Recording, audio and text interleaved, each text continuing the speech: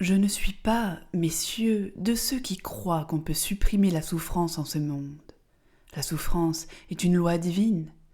Mais je suis de ceux qui pensent et qui affirment qu'on peut détruire la misère. Remarquez-le bien, messieurs, je ne dis pas diminuer, amoindrir, limiter, circonscrire, je dis détruire. La misère est une maladie du corps social, comme la lèpre était une maladie du corps humain. La misère peut disparaître comme la lèpre a disparu. Détruire la misère, oui, cela est possible. Les législateurs et les gouvernants doivent y songer sans cesse, car en pareille matière, tant que le possible n'est pas fait, le devoir n'est pas rempli. La misère, messieurs, j'aborde ici le vif de la question, voulez-vous savoir jusqu'où elle est, la misère ? Voulez-vous savoir jusqu'où elle peut aller, jusqu'où elle va ? Je ne dis pas en Irlande, je ne dis pas au Moyen-Âge, je dis en France, je dis à Paris et au temps où nous vivons. Voulez-vous des faits ? Mon Dieu, je n'hésite pas à les citer, ces faits. Ils sont tristes, mais nécessaires à révéler. Et tenez, s'il faut dire toute ma pensée, je voudrais qu'il sortît de cette assemblée, et au besoin j'en ferai la proposition formelle, une grande et solennelle enquête sur la situation vraie des classes laborieuses et souffrantes en France. Je voudrais que tous les faits éclatassent au grand jour. Comment veut-on guérir le mal si l'on ne sonde pas les plaies ? Voici donc ces faits.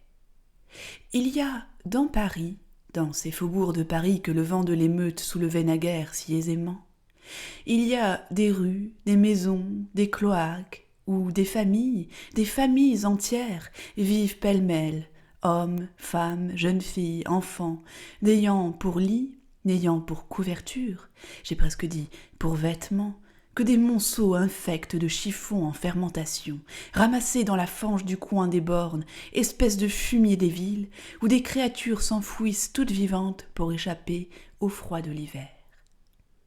Voilà un fait. En voulez-vous d'autres ? Ces jours-ci, un homme, mon Dieu, un malheureux homme de lettres, car la misère n'épargne pas plus les professions libérales que les professions manuelles, un malheureux homme est mort de faim à la lettre, et l'on a constaté, après sa mort, qu'il n'avait pas mangé depuis 6 jours. Voulez-vous quelque chose de plus douloureux encore ? Le mois passé, pendant la recrudescence du choléra, on a trouvé une mère et ses 4 enfants qui cherchaient leur nourriture dans les débris immondes et pestilentiels des charniers de Montfaucon.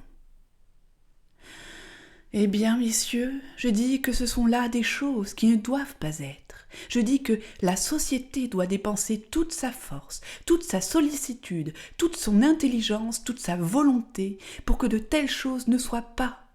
Je dis que de tels faits dans un pays civilisé engagent la conscience de la société tout entière. Que je m'en sens, moi qui parle, complice et solidaire. Et que de tels faits ne sont pas seulement des torts envers l'homme, que ce sont des crimes envers Dieu. Voilà pourquoi je suis pénétré. Voilà pourquoi je voudrais pénétrer tous ceux qui m'écoutent de la haute importance de la proposition qui vous est soumise.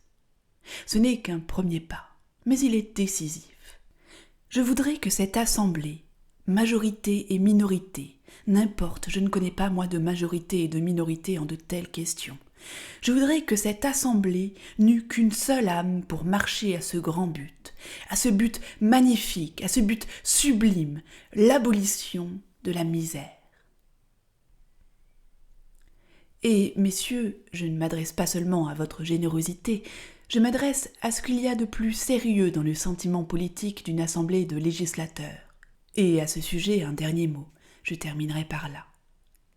Messieurs, comme je vous le disais tout à l'heure, vous venez avec le concours de la garde nationale, de l'armée et de toutes les forces vives du pays. Vous venez de raffermir l'État ébranlé encore une fois. Vous n'avez reculé devant aucun péril, vous n'avez hésité devant aucun devoir. Vous avez sauvé la société régulière, le gouvernement légal, les institutions, la paix publique, la civilisation même. Vous avez fait une chose considérable. Eh bien, vous n'avez rien fait. Vous n'avez rien fait, j'insiste sur ce point, tant que l'ordre matériel raffermi n'a point pour base l'ordre moral consolidé.